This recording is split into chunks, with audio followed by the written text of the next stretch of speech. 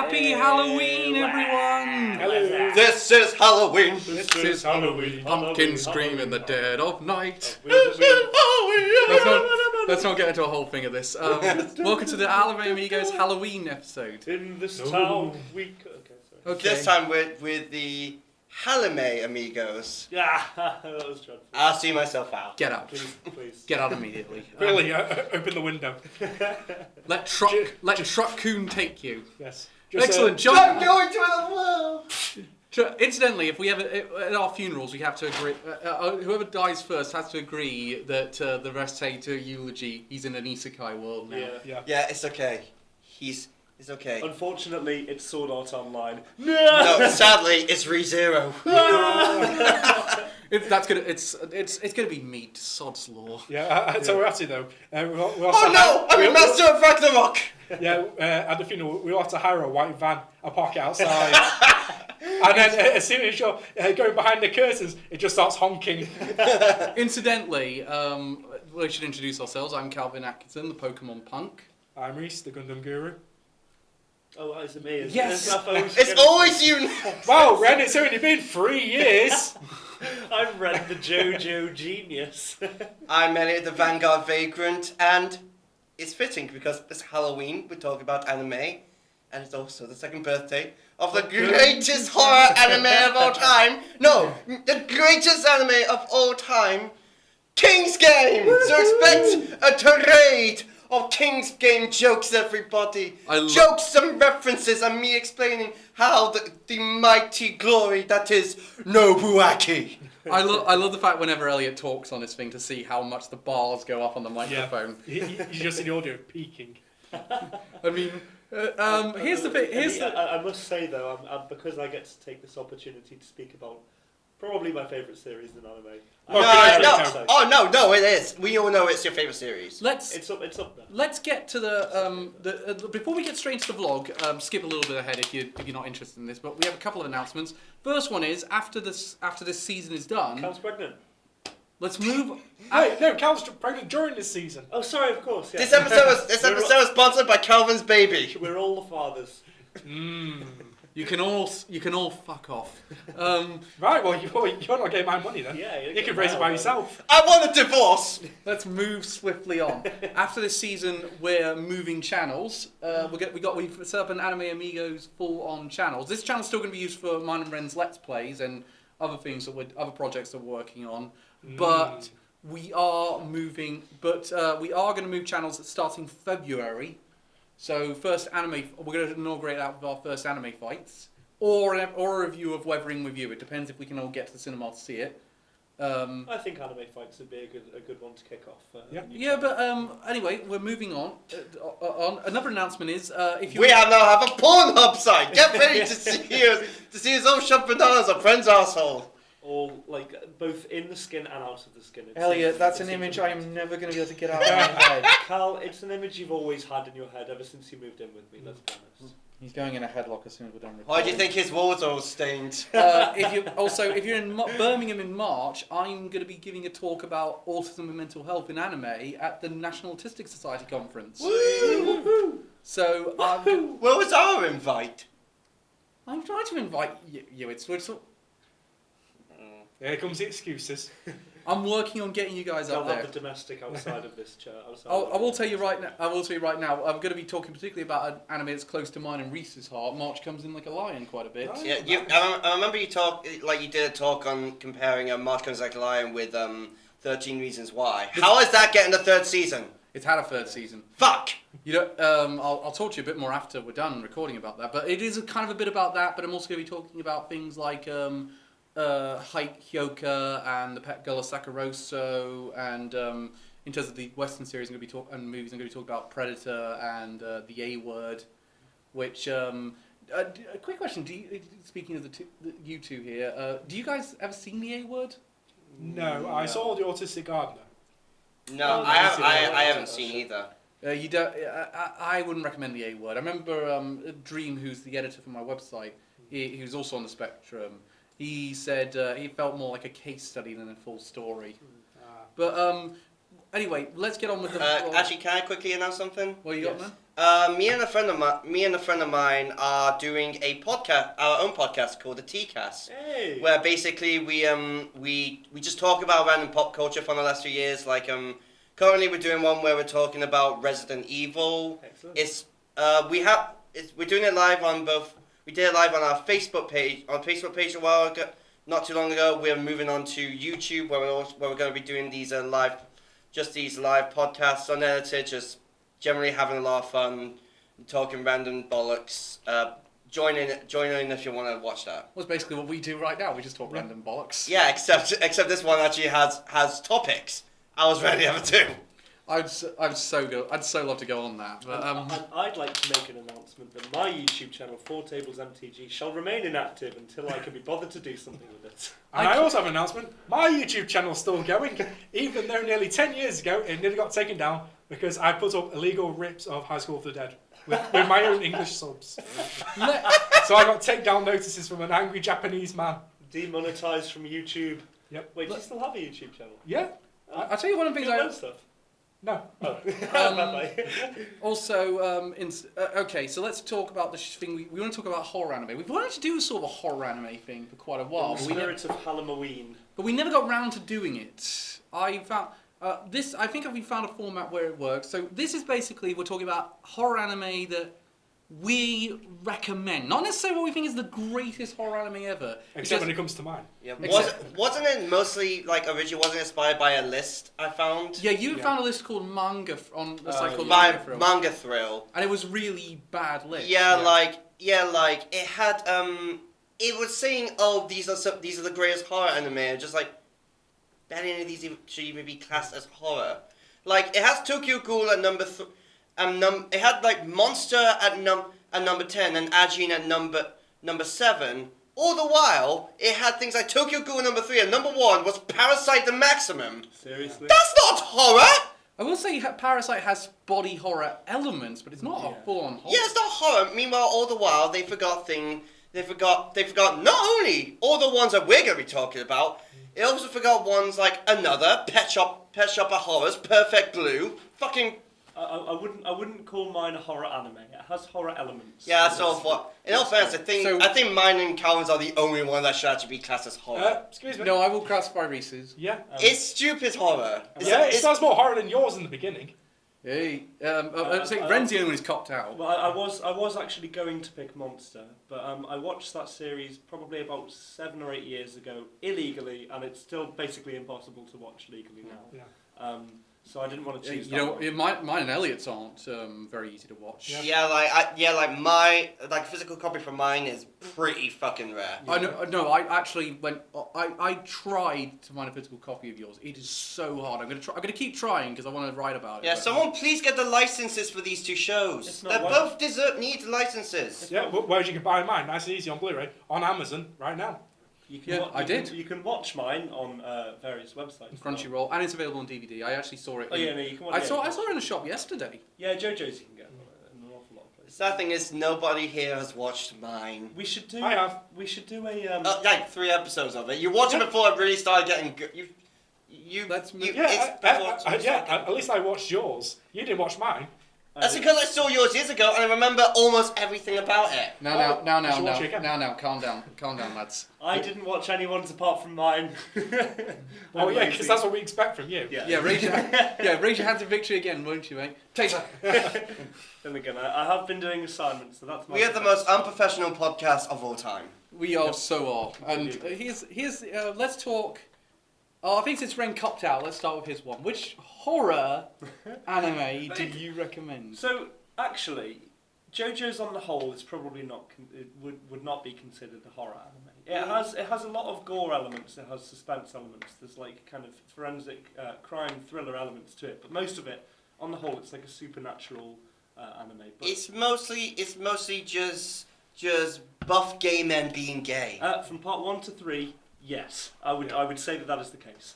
Really? Have you not seen the design in Golden Wind? Yeah, but they're not. We're getting to the point. The horror They're not elements. buff. They're not that buff. Let's talk about the horror elements in JoJo. So yeah, speaking specifically about the horror elements, I'm going to be discussing part one. Part one takes place in sort of Victorian era England, and it follows 18. Yeah, like I believe it's in the 1800s. It's 1888. They give an exact date. I think Because it's- Jack the Ripper's a character and he killed people in 1888. That's right. Yeah. So No, but I think this one was sort of like meant to be the return of Jack the Ripper, as it called It's it. definitely the 18. I think it's the either 18. Yeah, Yeah, well, I'm pretty well, sure it's in the either in the mid 1800s or at the very least the early 19. Well, the final shot, which I won't spoil, has a day of 1889 on it. what's this? Sorry. The JoJo. last shot in part one. In Blashar JoJo. Oh, Part in One. 1889. Yeah. So it's safe to say it takes place over another. And this was the part one was 9 episodes of the first season. Yeah. They really kind of sped through it in that sense. So anyway, the setting is Victorian era England, and the story focuses on the Joestar family, and this kind of continues through each of the subsequent parts of JoJo. They all follow one member of the Joestar line, which starts with part one with the character named Jonathan Joestar, and it basically starts and it gives an image of his childhood, at which point a poor, kind of conniving, evil character named Dio, you probably heard of because there's so many memes to do with Dio. Everyone loves Dio. Everyone loves Dio. He's a fucking asshole, but everyone loves Dio. And Including the world, Yeah. and but it was I, Dio. yes, and it's Da-da-da-da-da-da. it is impossible, Cal and I have realised, to watch any anime coming up nowadays and not have Dio voice act someone, the sub actor I'm talking about. Yeah, no. Seriously, he is in everything. If it's not him, it's Jotaro. Yeah, it's either Daisuke Ono or I can't remember the guy who plays Dio, but they're in basically everything. Like we were. We watch it. I think we were watching something like. Isekai Quartet, Fairy Gone. Christ, he's in that Ascendance of a Bookworm. Yeah. He's in so much stuff recently. Like seriously, get. I You're think like, that- does he stop fucking working? He's the anime actor equivalent of Masahiro Sakurai. Yeah, I think they just defrost him for voice recordings. he's got a great voice. Yeah, because it was even in a Yu-Gi-Oh! GX. Was he? Who was he in GX? Artorias. Of course. Oh, it was Artorias. Yeah, the guy who has a tarot deck, and his boss monster is the world. Oh, yeah. That must have been a That's ninja. brilliant. Yeah. That's brilliant. He must have put that on his CV when talking Yeah. about the role for The Dio. world. Anyway, The world. so Hang on. so how many seconds have passed? 7. 5. Watch part 3 for that reference. No, I don't think you have to. There's so many memes about There's it. so many memes about it online. So the story centres around the kind of tumultuous relationship between Jonathan and Dio. Jonathan initially is quite a kind of laid back Idiot. bit Bitch. of an idiot. Yeah, bitch I character. won't say an idiot, but he's a bit of an airhead. Yeah, he's an airhead. He's just not bothered about, like, basically living up to his father's expectations. And Dio comes in and kind of upsets the whole balance. He tries to undermine Jonathan in his father's eyes to win his approval. Basically tries to push Jonathan out of the picture. And the more he kind of beats Jonathan down, the more Jonathan kind of takes it up until a certain breaking point, at which point he says no, and then he kind of Yeah, fights that's back the point against where where Dio kisses the girl Jonathan likes. And that's where you get the. Yeah. But it was I, Dio. That's right, 'cause You thought your first kiss was... Yeah, I'll be honest. I'm tempted to request that you get a tattoo that says you were expecting a regular tattoo, but it was I, Dio. I would love that. So yeah, basically, Dio gets involved with Jonathan's love interest and steals her first kiss. Basically, He steals his bitch. yeah, steals his bitch. He's a Mr. Steal Your Girl. Slightly rapey. Mr. Steal Your Girl, steal your inheritance from your father, etc. Anyway, so they have a fight, and then there's a time skip of a few years. They're kind of like adolescents at this They're point. kind of Yeah. buddy. Over the next few years, they become friends. They become closer, like we'll say. However, it's kind of all a facade for Dio. Dio is secretly poisoning Jonathan's father. He's still slowly trying to gain the inheritance. Yeah, so he's basically trying to still trying to undermine Jonathan in his father's eyes. And where the psychological and gothic horror elements enter into the show are when Jonathan unearths a kind of old stone Aztec mask. Yeah, that sort of it pierces the brain and That's unlocks right, yeah. hidden human potential. That's right. So they discover Oh no, sorry. Sorry. So Yeah, I've read it. So the mask was discovered like years ago, before the time skip, basically. And during the fight that Jonathan and Dio have, some blood splashes on the mask, and the mask extends these pincers, basically. And Dio thinks that Jonathan hasn't noticed this, but anyway, Jonathan kind of studies this later on in life. And this mask is found to, if the pincers pierce a person in the head, they turn them into a vampire. And Dio, not knowing this, discovers this power, and he tests it on a random person, thinking it's just a torture device, and then eventually he uses the power on himself, which compels him then to become a kind of immortal, being with great power. As you do. Yeah, of course. And so this is where the central struggle arises from. Well, if you had the power to be immortal and rule over the world, wouldn't you? Not like Dio, though. Yeah, I would, but I wouldn't end up being like Dio. Yeah, just kneeing dogs in the face. That's another thing. We probably would have our Brexit situation sorted if Dio is in charge. True. Yeah. Oh, mind you, that being said, I think we got Fat Dio in charge at the minute. Yeah, true. Except he's not conniving. He's just a fucking idiot. Yeah, exactly. And he also doesn't control the world, though. Yeah, exactly. He thinks he does. Yeah. Anyway, we can't do this every time someone says that. We're going to be we can't do this every time someone says the word. Yeah. Ah, for fuck's sake! So in the conflict between Jonathan and Dio, obviously more supernatural elements arise. You discover this power known as Hamon, which is kind of like a breathing technique. It's entirely ridiculous. It's a breathing technique that somehow imparts magical powers. Which eventually, would you say, didn't it become Demon Slayer kind of ripped off? Because they technically have breathing techniques.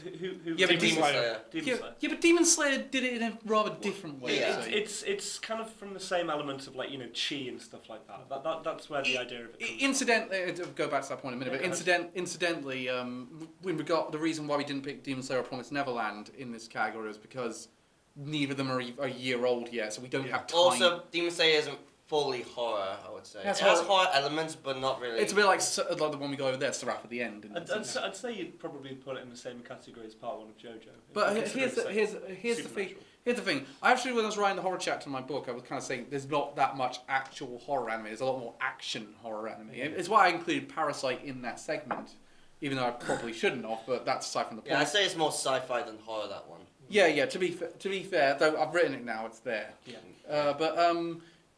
In regards to, would you say Hamon kind of evolved and then became the stands that would be the power source in like part 3 onwards? So the actual reason for why they introduced stands is the editors of I think it was Shonen Jump at the time who had the license were like, right, okay. They still do. Yeah, they still do have the license. No, it's in a month. It's a monthly. Oh no, publication now. Kodansha has it now. Yeah, that's right. Yeah.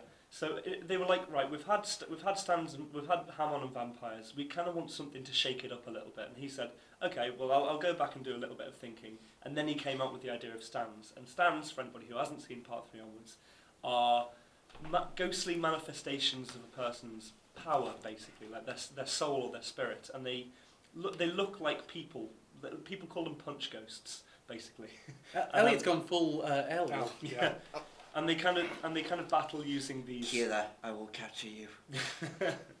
We now know what his cosplay is for next year. Don't tempt me. I think you could do. You could do a good L actually. Yeah. No, I think this year probably goes Tanjiro. We got L. That'd be a cool one. Hang on, we could do costumes. L. I'm going as part 7 villain. I was going to say, if you can we just have Reese stand behind you as Ryuk. Yeah. L. Yeah, just bite my hair L. off. Ryuk, Light, Misa. I knew. Brilliant. I knew that joke was coming, and I just set it up. What did I do that for? Well, who would you rather be? Matsuda? Yeah, at least I lived to the end. Yeah. So yeah. So basically, Spoilers. people. For the actual reason. Oh why yeah, no one's seen Death Note. For the actual reason why stands were introduced is because the editors wanted something new with them. But the idea of Hamon actually is explained to link into stands because the idea of, or like the end goal of achieving perfect Hamon is... They retconned it. It's cut long story short. Is meant to be to produce a stand. So initially they kind of just like didn't interact, but now they do. Again, short answer, they retconned it. So yeah, so going back to part 1. So all of these supernatural elements kind of arise from the central conflict between Jonathan and Dio using the power of Hamon and vampirism respectively. And vampirism isn't like the classic Dracula vampirism. It's Doesn't like he consume a few people? It's- Few no, people in part 3. No, I'm not in that respect. In terms of like his powers and things, he kind of he can mutate people. He can turn people into ghouls by using parts of his own body to kind of like influence them. That sounds really bad. Well, he does have a son. Yeah, so he kind of mutates people basically. The Joestar family's fucked up. And a lot of Yeah. that creates like body horror, which is something that you'd see in something like Parasite. It's consistent later throughout the series. Yeah, I as do well. remember reading a fight against Jack the Ripper where like half his face ended up being melted off because of Hamon. Yeah. Hey, Jack the Ripper came back after part 1. Yeah, that fight is quite a good example of it. And there's some really dark scenes. Did you say you've read part 1? I haven't read all of it. I'm halfway through volume 2 of it. So I've watched the entirety of part 1. I saw the re-edited film on Crunchyroll. So that's what I've watched. I haven't watched the series, but I've read the manga. And I don't know. Not much was cut from the film. Okay, because what I'd read in the manga was a scene where Dio transforms a woman, or like there's like a woman and her child begging before Dio, and she's like, "No, don't." Is this in the series? It did end up in the series, yes. Because it's fucking dreadful. It's like the woman's begging, like, "Don't hurt my child, don't hurt my child," and Dio says, "Okay, I'll turn you into a vampire instead." And immediately after becoming a vampire, she's like, "What is this uncontrollable hunger?" And she just fucking eats her baby. Oh, fuck it out. It's just like That is fucking... Also, it pulls a Helsing Ultimate. yeah, With a Nazi. it literally does. Yeah. So I didn't see that in the feature-length film edit, but the series and the manga I think keep that part in. So like, there's some definite fucking dark moments in that. Let's series. I mean, that's kind of. There's a lot of reasons to yeah. recommend JoJo Part 1. So that's kind of like my summary of it anyway. But I'm just gonna change the camera. no, don't change the angle. I am a bit out of You're frame right, in all yeah. fairness. That is. Perfect. I am not editing that. Oh, Right? you know what? Yeah, that is better. That's much better. I am not editing. Yeah, that. that is a lot better, Yeah. you have to admit. I know it's better, but I'm not editing it. I'm not You editing don't it have to out. edit it out. It's fine. I'm going to be up late enough tonight as is. Thinking of feet. I was going to make a feet joke as well. Well done, Reese. Fuckers. Right, just for Well, that. stop making it so easy then. Right, just for that, Elliot's going next. Oh, I was hoping Reese would go next, honestly. Fine, Reese is going next. Oh boy, have I got a tale to excite Go you on. boys and Tell girls. us, tell us. Can I just say, out of all 4 of these, this was the most fun one. Yes. This one is simply the one that is most stupid. All I know. But it's a good kind of stupid. all I know Oh, about yes. your series is the like No, 80 mile an hour. don't give it away, don't give it Oh away. come on, everyone knows about it. Yeah, everybody knows how the Matrix tit scenes. There you go. I was going to say, Ah. let's not give away what it is until Reese says it, and then we go into detail about it. Okay. So, if JoJo's is known for big, buff, muscular men, High School Dead is known for women with ginormous tits bouncing around. Gigantic bonker honker of melonkas. Yeah, I did- literally Awooga. the biggest you've ever seen in any porn. And most of the time they just have a mind of their own going up and down, up and down. Yeah, Jesus Christ. Yeah, I've seen The some. the people, the careers of Dead or Alive will be telling you to tone it down. Yeah. So basically, we open up in Japan, regular high school day, our main cast, going about it. Then all of a sudden, a strange man wanders up to the school gates. Seems a bit drunk, seems a bit shifty. So a gym teacher goes And up. it was Ren. Well, it was Dio! Nice. Yeah, so the gym teacher goes up to the main gate, starts grabbing and shaking the man, saying, "What are you doing? What are you doing here?" And all of a sudden, he tears chunks out of him. Ooh. And You know, I think the opening to High School of the Dead was actually ripped off by another manga called Meihou Shoujo of the End, which is pretty much like High School of the Dead, except aside from zombies, it was like demonic magic girls. I don't think I've seen that That's one. fair. It's just a manga. It's no anime adaptation. right. All right. That makes sense. So basically, everyone starts getting bitten, everything goes crazy, and our main cast seeks refuge on the roof. And it actually turns into a pretty good fight against the zombies, where they just throw furniture at them, trying to keep them away. Yeah. In the dub, there's a lot of fucks in that bit. Yes. Like they're pretty much just going fuck, fuck, fuck, fuck, fuck. When our Japanese dub, really that's not much. Well, that's Yeah. because there's a reason for that. There's less swear words in Japanese. In fact, they Yeah. often have to In fact, if you watch her subbed anime a lot, most swears are actually mistranslated to be more in line with what we'd expect. Huh, that's why. Explains why there's a lot of fucks in Higurashi.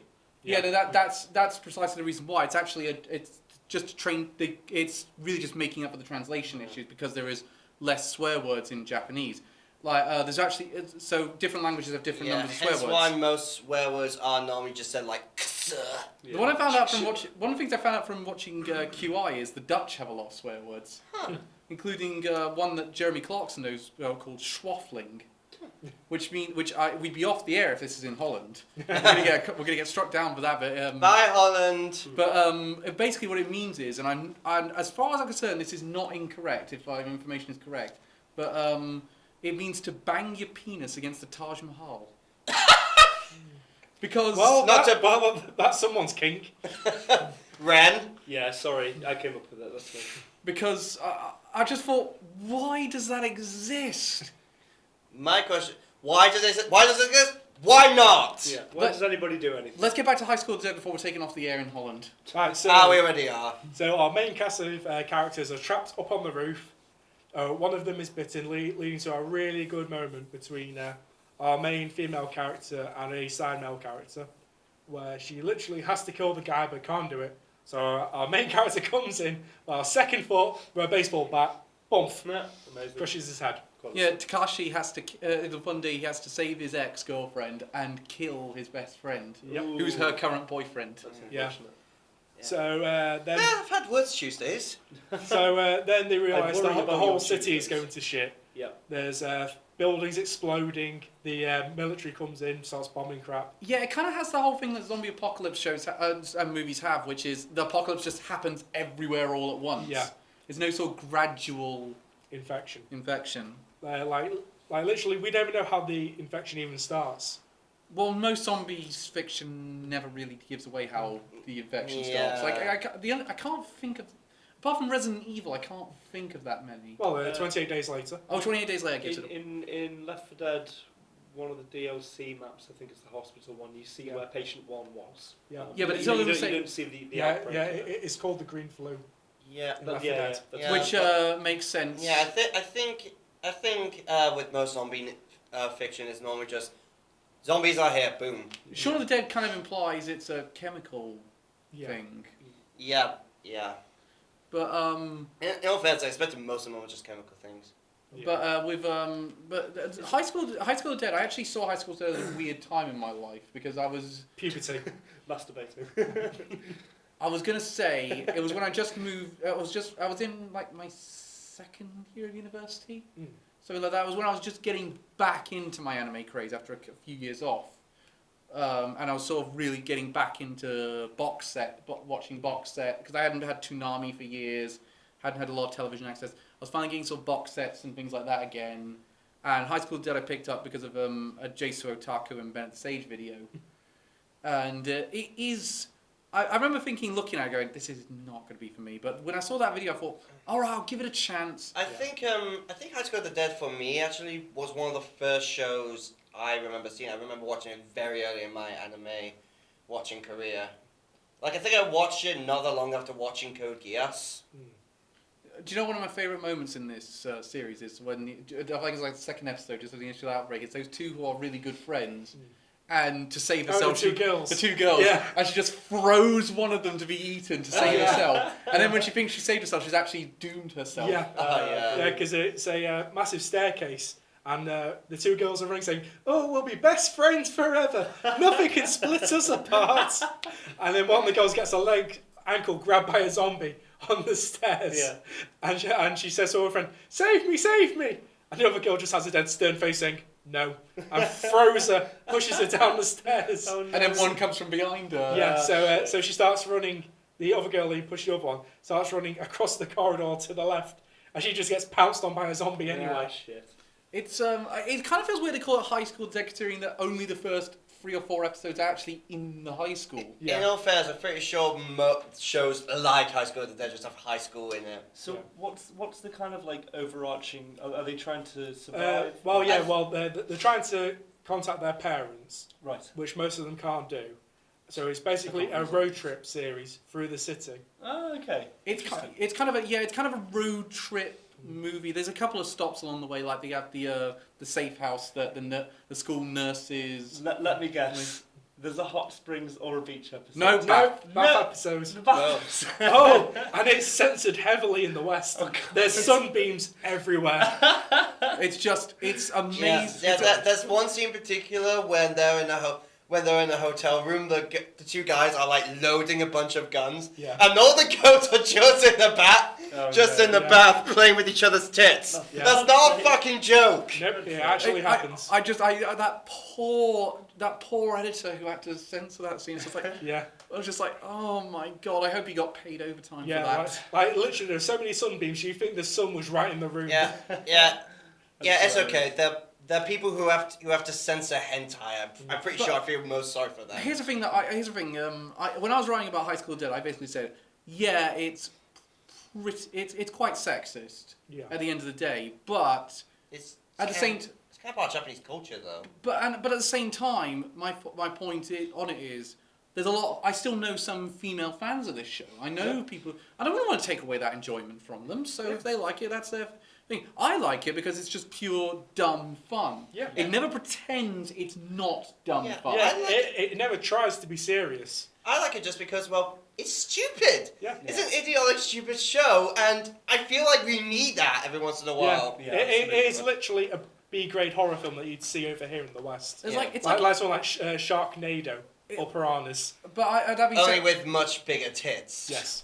Oh god, imagine that, Sharknado, but all the sharks have giant tits. Yeah. But here's the thing. Maybe if High School Dead had gone on more than it had, I'd be saying this like I say about Sharknado and Piranha, which is that those shows are trying a little too hard, and as a result they have a real depreciation value to them. Yeah. Whereas High School Dead, because it's very contained, very confined, and very contained, it doesn't have that issue. And also, zombie fans are going to get something out of it. There is a lot of body horror. The unfortunate like people get ripped apart and eaten. Yeah. On The screen. unfortunate thing, though, is we're not going to be able to see the ending to the series because I think the story maker storywriter died for. The original author died.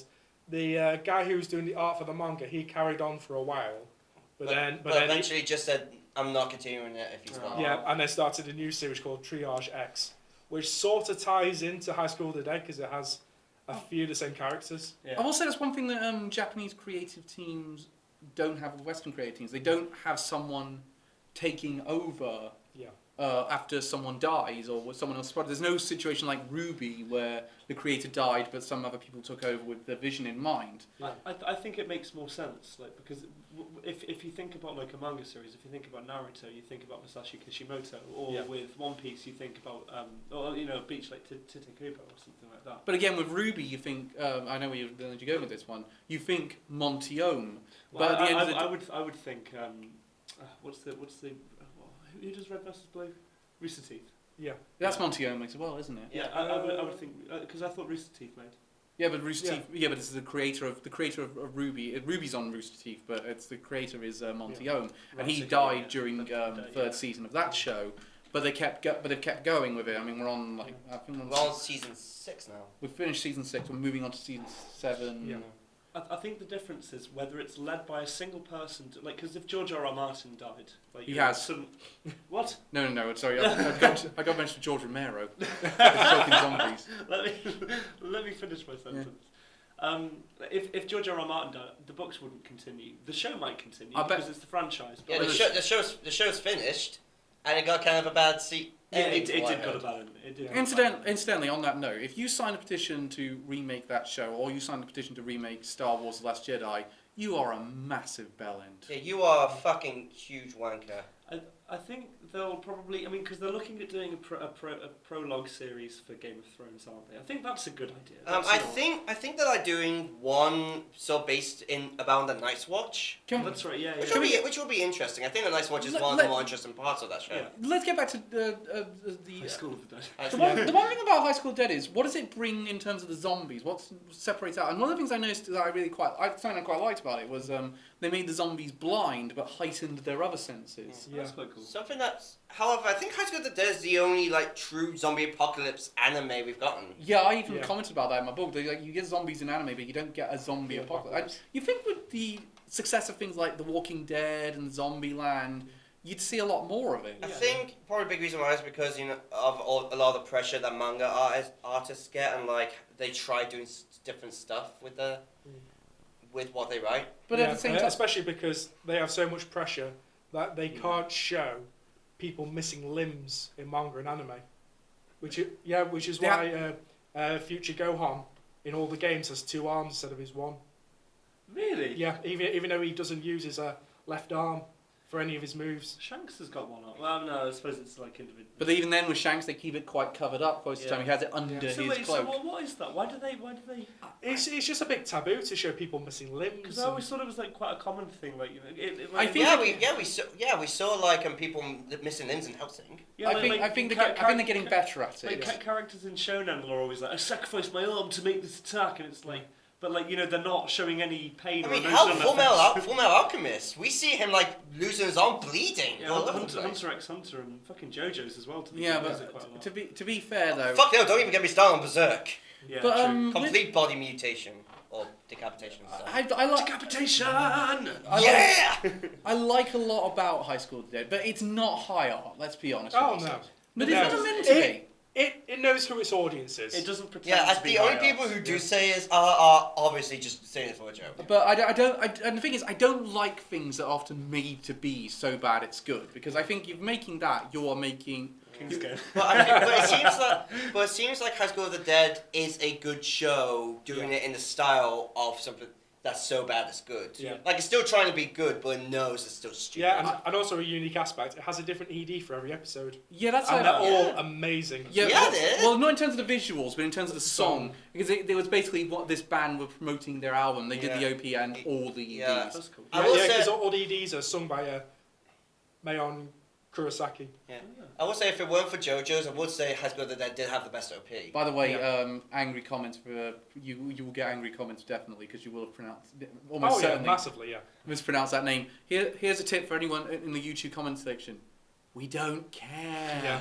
Yeah, we just watch anime. We're not connoisseurs of it. Yeah. See, one of the things I think with probably appeals to me about the idea of it is just like you've all said it sounds like it's stupid, and it doesn't pretend that it's not stupid. Yeah. In many ways, that's kind of like part of the enjoyment that I get from JoJo's is because it's like it's so ridiculous that it's kind of funny and you can appreciate Well, it. I'll tell you one in of the the things. same way that it sounds like that's the case. I'll tell you one of the things I don't like about High School of the Dead is the main villain of the first season, Who's? the teacher who forms that cult with the Yeah. female students. Yeah. The very rapey guy. I fucking hate him. Like they built him up. They built him up to be like he has a big connection with Rin and her family. Yeah. And then it turns out it's absolutely bloody meaning. By the end, it's absolutely bloody meaningless, and he's out for most of the he's only in like 3 or 4 episodes. So as a result, I think it's only he has like- no presence. I only really remember him in the first few episodes. Well, I brought that up, and you didn't remember anything about him until I brought it up. Exactly, you don't remember anything about, except for the fact of what the. Except for the fact that the fat kid with the nail gun nearly shot him. Oh, he's my favorite character. He is fucking badass. And the fun fact, he's based off the author of Helsing. Yeah, really. Oh, I actually mentioned in my book. I thought he would have some sort of weird commentary about school shootings in America, but No, it's all based on the author of Helsing. Why did they base him on the author of Helsing? Because I think the author was just a big fan of the author of Helsing. Right. Yeah, Oh, wow. so he looks the same. He has the same weapons training like the real guy. That's hilarious. Yeah, and he was exactly the same when he was in high school. I think let's talk about one that you like, Elliot. My oh my, where to begin? So I love. I haven't seen your one, but knowing how some of the information about your one, I think we need to be very careful not to give away spoilers with your one. I'm going to try my best not to give away spoilers because with these two, it's stupid horror. I think we can say. Oh yeah. With mine, it is traumatizing, disturbing horror. Like here's sort of the thing with Higurashi. That's the one that I'm talking about. Higurashi no Nakakurani. Good question. Is that the one where it's like episodic and each of the characters or something changes around each time? No, Am I thinking we no. No, I can't remember. Calvin does that. We'll get to that in a minute. Higurashi no Nakakurani takes place in arcs, and different people die in each arc. Yes. Like. Yes. Okay, I've seen one episode of it. Okay, so in the first season, because I know there's Higurashi no Nakakurani Kai, which I have not seen yet. More angry comments about pronunciations? Why? I know I pronounced it well. No. I know, but someone will be like that. Yeah. Again, we don't care. But the thing is with the first season follows six arcs, and quite often with these being quite different. Quite different. Like it focuses on a particular character. They'll go through a certain particular like trauma or something like that. Sometimes one arc will be one of the previous arcs, but from a different character's perspective, like how the eye-opening arc was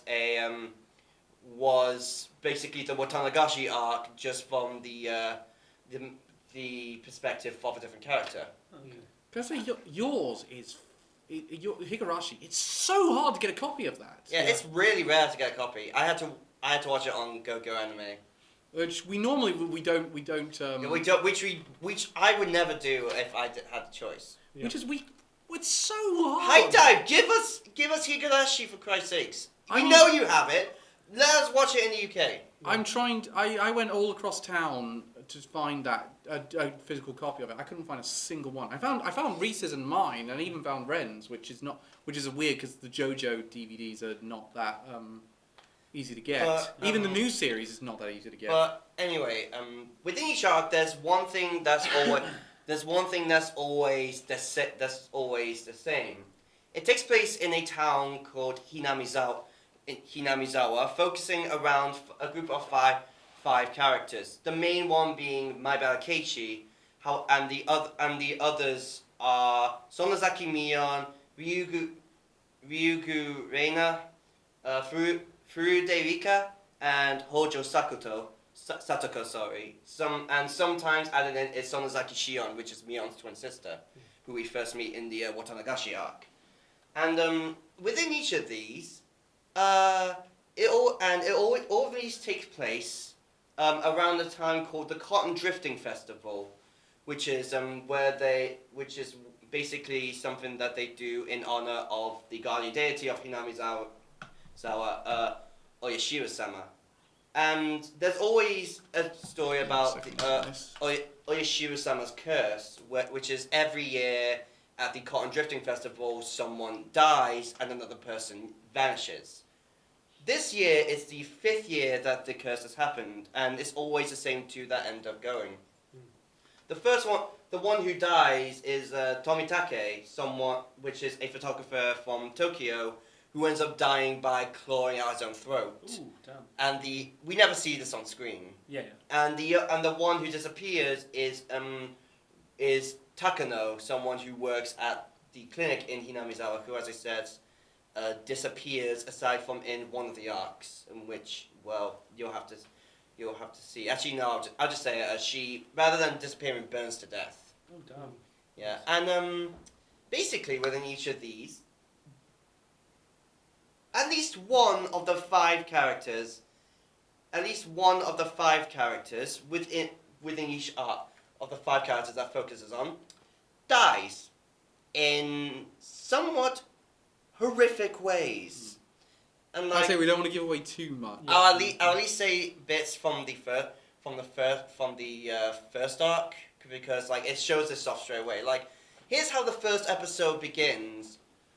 By Maibara Keiichi beating two of his friends to death with a metal club, with a metal bat. You don't think that when you see the cute moe girls? Yeah, on screen. the funny thing is, if it didn't have the beginning bit, you would probably mistake it for a cutesy moe slice of life. They had a bit of Because that's entirely what advertises itself. They must have had a bit of an issue going into this because it's based on. I mean, if you look at the source materials for all of ours, we all have different ones. So Reese's is a light novel. Yep. Ren's is a manga. Mine's an original work, and your Mine visual is, novel. Mine's a visual novel, which was eventually transformed into a series of one-shot light novels.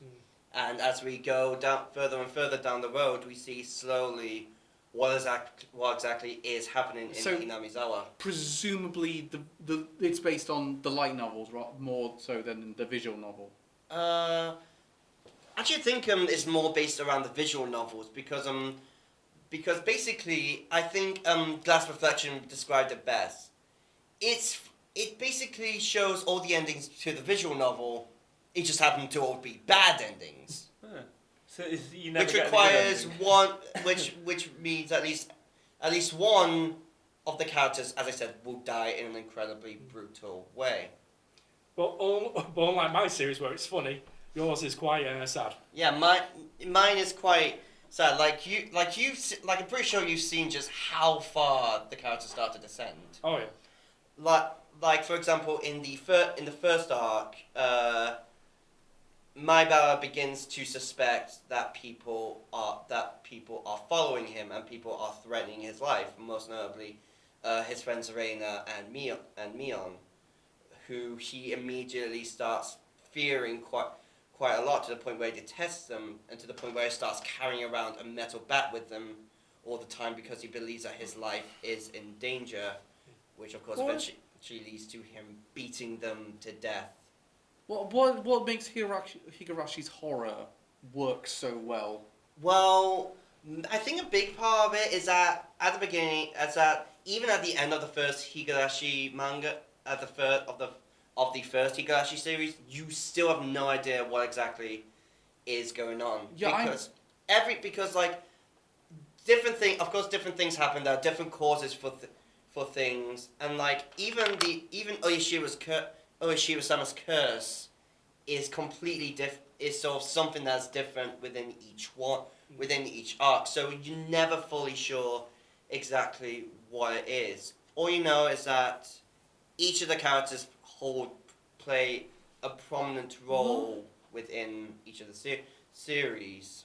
It sounds like it sounds like it translates quite well from a visual novel then into an anime, because it's giving you the cyclical storytelling. You're finding out different aspects of different characters, putting them in different situations. Yeah, and you still and like with each arc, as I said, it always starts off like all light and fluffy, but at the end of the first arc, I think one of the characters sort of discovers the first episode of those arcs, a character discovers something. Yeah.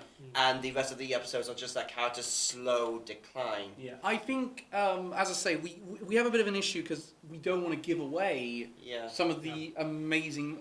I'm certain this is amazing. I'm really looking forward to getting my hands on it. It might be listed under the English title "When They Cry." Yeah, or when the Higurashi cry sometimes. It's but it's very hard to track down. But if you can see it, Yeah. so worth it. Yeah, I will also another thing that they do really well is what is known as the Higurashi face, which is sort of where the pupils get smaller, the face becomes way too incredibly over exaggerated. Quite often this happens when like a character shows incredible amounts of fear, anger, sometimes laughter. So And like I'll say this now, watch this in the Japanese dub, because the Japanese dubbing is incredible. It's rarely ever get chills from a character laughing. Almost every time a character laughs in this, I get fucking chills. Yeah. Okay. You don't want to tell them not. No, and also, also a lot of times, one last thing that is horrific, that does horror really well, is the deaths within the show. Sometimes like a death will be, sometimes it'll be somewhat tame. Sometimes a death will just happen off screen. Sometimes it'll cut off just before a character dies. But when they show someone dying, it's horrific. Yeah. Like the way it's animated, the manner in which they die, how the bodies look after they die, the way the expressions the expressions of absolute terror that these characters die. Like, I can easily imagine someone getting nightmares from these, because of how horrific they seem when they do. If you were comparing with, say, another show that's kind of a people equal shit idea, King's Game. I was gonna... Enough. I'll be honest, I was actually kind of tempted to pick King's Game for this just as a joke. Except I would have put you in a headlock if you had done. No, I'm pretty sure you will put me in a headlock and broke my neck. Yes. But comparing with Elfin Lead, would you say it has a very similar plot elements to it, or would you say it's... Not really, because a lot of the horror with Elfin Lead is of course a fair bit of body horror. It's mostly things like decapitation and gore. Higurashi doesn't have like much if any decapitation. Like there are points where faces get mangled because they've been beaten by like a club or something. Yikes. But nothing too bad. With all this body horror, a lot of the body horror with it, rather than it being coming from the body, is simply from the faces that the characters show. Because they look like a lot of the time they look like they're in excruciating pain. Okay. Are you okay for us to move on to my one now? I must say I'm quite convinced. Yeah, I'm very sold. Yeah, I'm gonna say I don't know if it's gonna be. I'm gonna say I feel like of all these that I've heard, probably aside from JoJo's, because Ren Komiki's fucking promoting it, and I'd say out of all of these, probably Higurashi is the one you should try and look out for, because the manga is rare, the physical copies are rare, but if you can get your hands on one, I can guarantee you're gonna have a good time. Have fun with the nightmares. Yeah. But what for Studio Dean to pull this off in 2006 when they were not at the height of what they are now, is actually quite cool. Okay, my one's done by Madhouse, incidentally, and it's called a series called Paranoia Agent. It was the only TV series directed by the late Satoshi Kon, who would direct films like Perfect Blue, Millennial Actress, Tokyo Godfathers, Paprika. If you have any idea what's going on with Paprika, let me know, because I really struggle with it. It's a case... Paranoia Agent is a bit of an interesting idea. It kind of got its start in America because it was shown a lot on Adult Swim. And that was where it got its big exposure, which is great because all the DVDs are really rare for this one, especially in the US. I think it's a bit better over here, but in the US... getting a physical copy of Paranoia Agent is really hard, and no streaming services are covering it at the minute. But Paranoia Agent is... I know a lot of people said it's very David Lynch, and Philip K. Dick, I've heard, has been the comparison with the idea about delusions, but I'd say it's also very H.P. Lovecraft in a sense, because it's about kind of a society collectively going mad. Okay. It's this idea of... it's kind of about urban myths and how our mental stresses can take on a physical toll on us, in a sense, because it's kind of about this urban legend called Little Slugger, or Shonen Bat, if you're watching it in the sub. And he's this weird, mysterious kid with a baseball cap, rollerblades, and a broken baseball bat. And he rolls around, and he will hit people. He'll basically stalk and thwack people if they reach a point of mental instability where they feel emotionally cornered and like there's no way out. So it's and it's used basically to. I'll repeat myself because we'll have had because the camera fucked up again. So Satoshi Kon kind of uses it as a way of being very kind of critical of Japanese society. He kind of always is a bit critical of Japanese society and pop culture. You can sort of tell when you watch one of his works. He's very influenced by Western ideas and Western directors, which was very evident when Perfect Blue, when he did a massive commentary on the idol industry and the porn industry in Japan.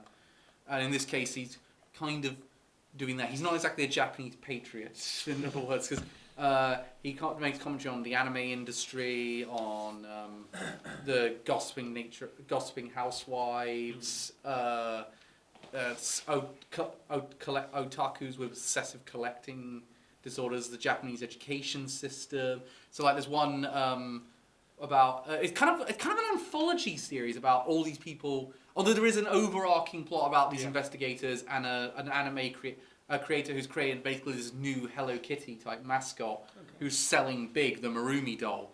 Yeah. Marumi is kind of a character it's also a returning character because she's part of a lot of the delusions of this pink cute dog that's basically like Hello Kitty, which is basically saying you can take a nice rest. Oh. Okay. It's a bit like Elliot's creepy voice actually. Elliot could do a really good fan dub of it, Yeah. I think. Alright. Honestly, I don't know what you're talking about. Jesus, never do that in the dark with me. I make no promises. So Let's- you like feet, do you? Okay, that time I'm just going to strangle him. Excuse me. Yeah, high five. Woo! Quick question.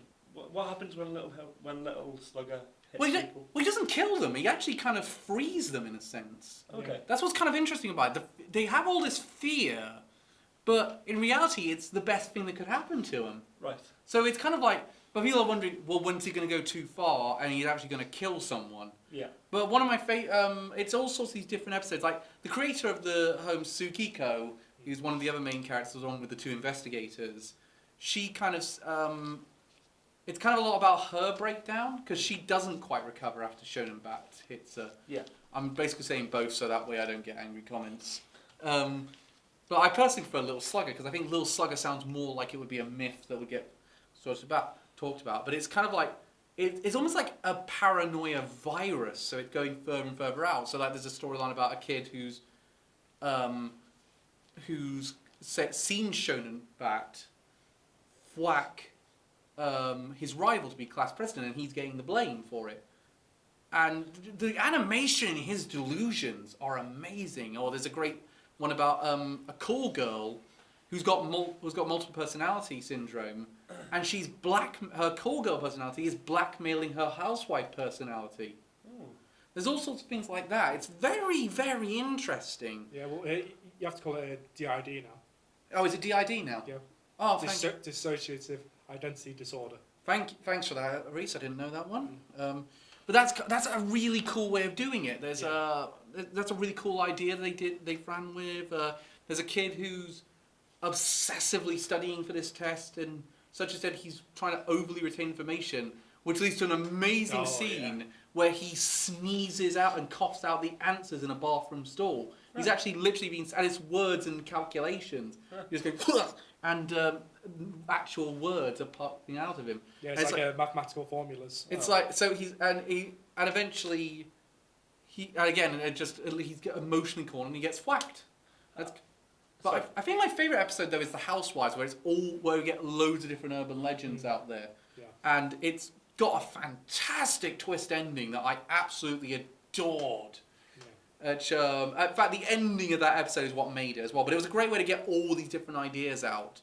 And that's kind of the thing. Satoshi Kon said in an interview that one of the big reasons why he chose Paranoia Agent to be a TV series rather than a movie, which he had a lot more experience in, is that he didn't want all these ideas on the cutting room floor. He had so many ideas to go with. In fact, you could imagine that a lot of the ideas from Perfect Blue kind of made their way into it. I mean, Bennett Sage did a whole thing about that in his video on Paranoia Agent, which I highly recommend. It sounds to me like what's that anime where there's like a supernatural kind of Grim Reaper-esque girl character? Hellgirl. Oh yeah, Hellgirl. Yeah. Similar? It's very similar to Hellgirl, except with Hellgirl, she's summoned by someone else. In this one, it's less about revenge and more about bending of reality and what happens when we're driven to the point of no return. Yeah. And it's what do we choose, reality or a delusion? Yeah.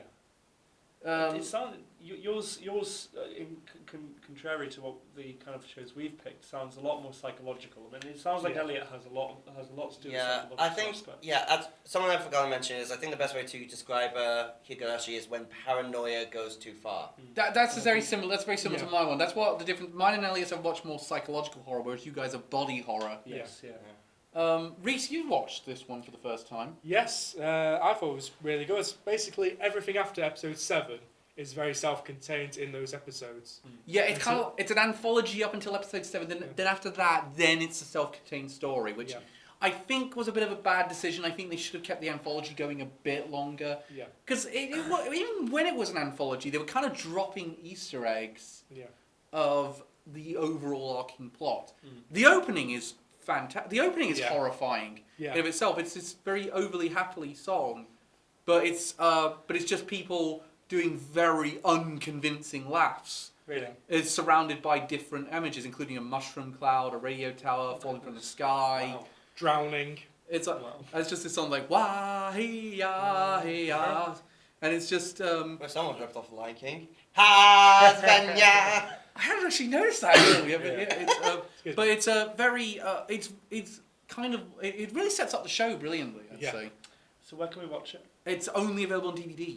Really? And the copies are going, so get it now. Do we have the DVD? I have a copy of the DVD. I might watch that. But I will say this on the main of. In the final episode, Calvin, was it me or were you getting Sonic Adventure 1 vibes? Yes, completely.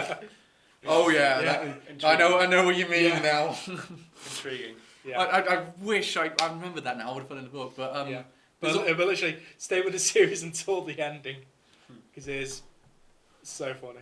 it's actually it also the ending does open a few questions about the nature of little I mean, they answer quite a few things, but it's almost.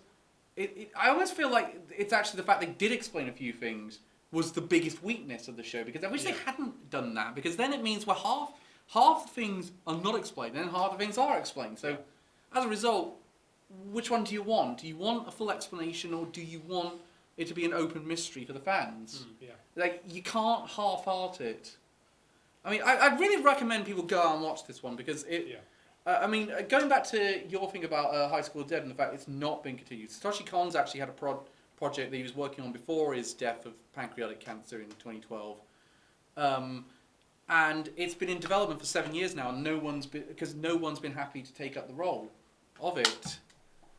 It's maybe we'll get to see that film one day, maybe we won't. Let's hope so. I mean, I kind of don't want it to come out, because I think it needed Satoshi Kon to direct it. Like, if you every single one of his works, you can see his fingerprints all over it. His ideas of mass illusions and this idea of people just being one tick short of going nuts. Yeah. But it's again. Let's go that there's one tit. No, that's 2 massive tits. That move at inordinate speed. Yes. But they somehow move faster than bullets. I really hope this one, but I really hope people go out and see Paranoid Agent. I hope people go out and see all of ours, like if they haven't already. Yeah. Well, I know people have seen mine, even if they don't want to admit it. Oh yeah. Yeah. Everyone who's seen Ren's admits it. Oh, of course. You can't not. So I think the ones that mostly need to be looked out for are mine and Calvin's. Yeah. Which I think, in the sense, which is a shame, because we picked the 2 that are the hardest to track down. Yeah. Incidentally, we don't think none of these we're saying are our personal favourites or anything. It's just we recommend these. Yeah, and I hope we do this again, because there are so many more I think we could talk about ones like things like school life, fucking King's Game. King's Game. Well, probably Happy Sugar Life. That's not horrors. It has a lot of issues, but Another is an interesting one, even though it has one of the dumbest twists in the end I've ever seen. It's one of the most iconic horror anime, though. Yeah, but I'm sorry, that twist in the sort of second to last episode really just flew me off the nose. Like, why didn't you say something before? We could have prevented numbers of deaths. You moron! Yeah. Anyone who's seen Another knows what we're on about now. I would like to put forward as an honourable mention, just as a recommendation, that if you do get a chance to watch Monster, it's fucking good. I only got halfway through and I just stopped, because it's like a 50 episode series. The two out, really the two aside from Higurashi I was considering was Death Note and Mirai Nikki. Yeah, but Mirai Nikki, we have plans for Mirai Nikki. Yeah, so. And with Death Note, we've already talked to Death about it already, and come on, who hasn't seen Death Note at this point? Okay, it's the last time we get to talk about it. Well, we got a bit more time, so it's the last time we get to talk about it before the new year. We'll talk about the Annie Trending Awards so far. Yeah. What's received the nominations? What are we voting for? Well, incidentally, we all know in only one category we get one vote only, which is best movie and anime of the year. So, we'll act as if we only had one vote.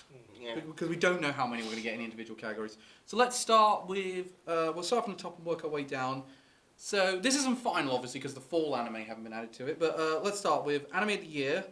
Nominees so far are Astra, Lost in Space, Attack on Titan Season 3 Part 2, Carol and Tuesday, Demon Slayer, Dororo, Dr. Stone, Fruits Basket, Given, Kaguya-sama Love is War, Oh Maidens in Your Savage Season, Senryu Girl, The Promised Neverland, The Rising of the Shield Hero, and Vinland Saga. I'm surprised Senryu Girl has gotten as much love as it has. Yeah, same. I think it was very consistent in its votes. In all fairness, it was one of the best things that came out in spring. Any of you surprised they are in there, Reese, that you think? Well, that Maidens in the Savage season, I was not a fan of it. No, I wasn't a big fan of it either, to be honest. I think, though I don't think it's... I'm a little surprised Given's in there. no, Given's great, but Yeah. still. no, I was fairly convinced Given's good. I don't think Given's gonna. I think Given has a good chance of winning with the anti-trending voters. Although I think, I think it's going to be. I think it's either going to be Given or Carol and Tuesday at this point. I think is my prediction for who's going to win. I think That one. Dororo definitely deserves to be up there, but I don't think it's going to win. Would you? Here's the thing, though. I mean, out of all of them, Ren, which one are you thinking of voting for the most out of this slot? I mean, honestly, I think Demon Slayer's pretty damn good. Yeah, Demon Slayer I think has a good chance of winning. I think at this point, I think I'm going to vote Demon Slayer. But I haven't seen Astra yet, so... Oh, that's just really good. so What are you thinking of voting in this category, Reese? I really like Demon Slayer, but I also really love Shield Hero. I think you're torn between those two. Yeah. I'm torn between at the minute Fruits Basket and Carol on Tuesday at the minute. Though at the same time, Promised Neverland and Dr. Stone are also very high for me. Yeah, so let's move on to the character award. Man of the Year, the nominees are Accelerator from A Certain Scientific Of Experiment, course. yes. Levi from Attack on Titan Season 3 Part 2, Hakimaru from Dororo, Yu Ishigami from Kaguya-sama Love is War, weirdly enough. Naofumi from The Rising of the Shield Hero, Tanjiro from Demon Slayer, Chikakudo from Kono Oto Tamare, Shinra Kasukabe from Fire Force, which I am surprised didn't get the nomination in Anime of the Year, though I'm not too surprised considering I was voted. Nishitaka from Teasing Takagi-san, can we please get over this already? Yeah. Yeah. Norman from The Promised Neverland, Senku from Dr. Stone, obviously, Shigone Miyuki from Kaguya-sama Love is War, Kyo Soma from Fruits Basket, Thorfinn from Vinland Saga, and Nariyuki Yuki from We Never Learn. No one from Given. No one from Given. Yeah, no, I was surprised as well. Given. Yeah, I was expecting Lee Sato to be in there. There's no one from Astra either. No one from Astra. Yeah. What the hell? I'm very surprised at that one. Not even Canada. It's a strong. I will say it's a strong list. Other than that, There's two the three I would immediately take for out. fuck's sake, And the lights annoy me. I would take out Yu Ishigami from Kaguya-sama. Take out Nishikata from Teasing Master Takagi. I would disagree with you with the Kaguya-sama one. I think she is a very funny in that one. But compared to the main boy, do you think?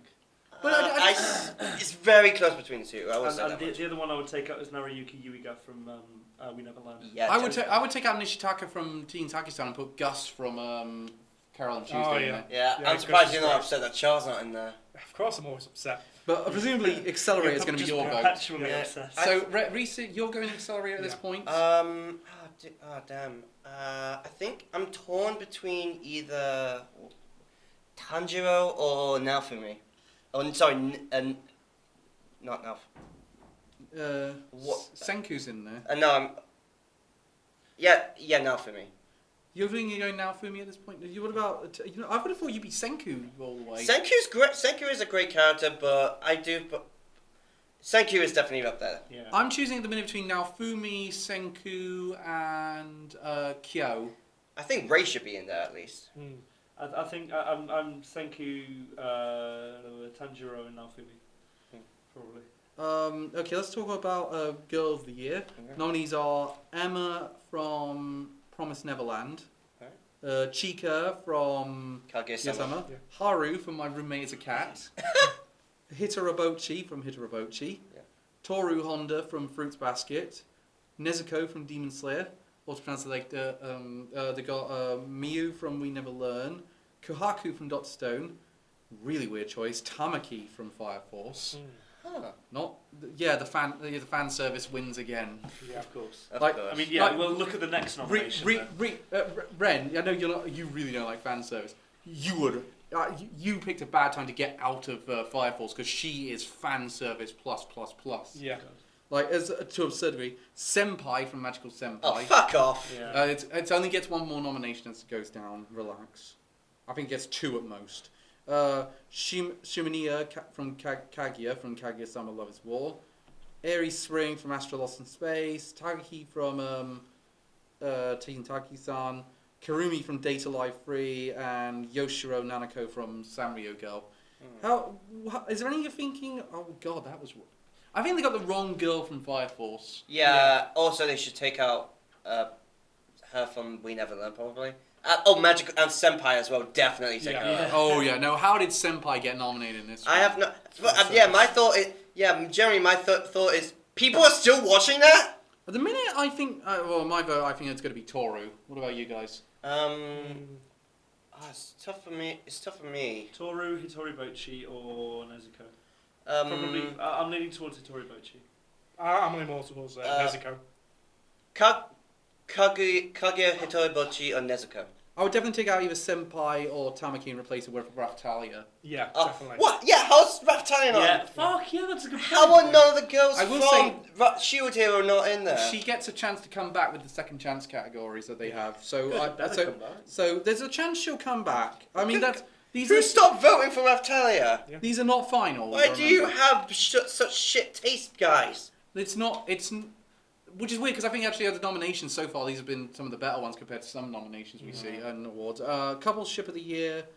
Nominees are Eiji and Nanako from Senryu Girl, Futaro and Miku from the Quintessential Quintuplets, Futaro and Nino from the Quintessential Quintuplets, Kanato and Aries from Astro Lost in Space, Kyo and Toru from Fruits Basket, Miyuki and Kaguya from Kaguya-sama Lover's War, Nishitaka and Taraki from Teasen Taraki-san, Risuka and Mafia from Given, and Tomo and Ao from Ao-chan Can't Study. Okay, there's quite a few missing there, I think, but the ones that are strong are really strong. At the minute, I'm halfway. I'm really down to Kanato and Aries, Kyo and Toru, and Miyuki and Kaguya. What about you guys? Miyuki and Kaguya or Sato and Urayama. Urayama. You're going to Given? You're not going Given? Yeah, it's given. Oh, yeah. Sorry, it's the listed as. Yeah, I'm the same. I'm given on probably Kyo and Toru from Fruits Basket. I'll probably get given. The weird thing is, Given's going to win that one, hands down. Yeah, Given's. Yeah, Given. Have you not seen the two from Given? They're fucking great. I have seen them, but I'm just wondering if they'll actually beat out Fruits Basket. No. Fruits Basket didn't do too well in the Really? any trending polls. I don't think Fruits Basket's going to win Yeah, much. honestly, I think it should. Maybe Toru for Girl of the Year. But I think Honestly, that's for about me, it. it will probably be Toru and Yuki. Which is weird because after episode 24, I'm definitely I'm definitely more. They've got lists as the Promised Wonderland on here. Let's move on. Supporting Man of the Year. We got Zenitsu from Demon Slayer, Ryunosuke from Bungo Stray Dogs, Shun from Amazing Savage Season, Don from The Promised Neverland, which you're right, it has been wrongly named. Gen from Doctor Stone, Machio from How Heavy Are You? Wait, really? Gen? Yeah. Yeah, that's surprising. Actually. Yeah, instead of Chrome. Yeah, I'm surprised it's not Chrome. Yeah, that's really surprising. Machio from How Heavy Are the Dumbbells You Lift? Only muscle. Deny. Phil from The Promised Neverland, which they've mislabeled again. Erwin from Attack on Titan Season 3 Part 2. And Tahomaru from Doro. This is a hard one, actually. I'm gonna go with Zenitsu. He's so fucking funny. Yeah, like Zenitsu or Tahomaru from Dororo. At the minute, I'm between Zenitsu and Tohomaru. I'm actually really liking. Though Erwin's Erwin up there Smith. as well. I love Owen. Yeah. I thought you would go Erwin in that one. Supporting Girl of the Year. I don't think any of the guys in there should be taken out though. I think they'll. Yeah. Yeah. Hayakasa from Kaguya-sama Love is War. Kyoka Izumi from Bungo Stray Dogs. Shinobu Koachu from Demon Slayer, Melty from Rising of Shield Hero, Princess Hibana from Fire Force, Ruri from Dr. Stone, Karumi Chisaka from Data Life 3. She's been nominated in both lead and supporting. Mhm. How does that work? However, I think she is a fan favourite in that series. Yeah. Riha from Usagi from Quintuplets, and Zoe Hange from Attack on Titan Season 3 Part 2. How are you guys feeling on that one? I think I'm alright with that one. Rising of the Shield Hero or Attack on Titan? Shinobu or Hayasaka. At the minute, I'm between Shinobu or Hayasaka as well. I'm seeing Shinobu and Melty. I'm a bit... Princess Hibana, I don't understand how she got nominated in this category. Yeah, especially since she was only a villain for 2 episodes. Before she was relegated to sidecast. Right, let's go to the Aspect Awards. Now, Yeah, they did Yu-Gi-Oh on that one. Yeah.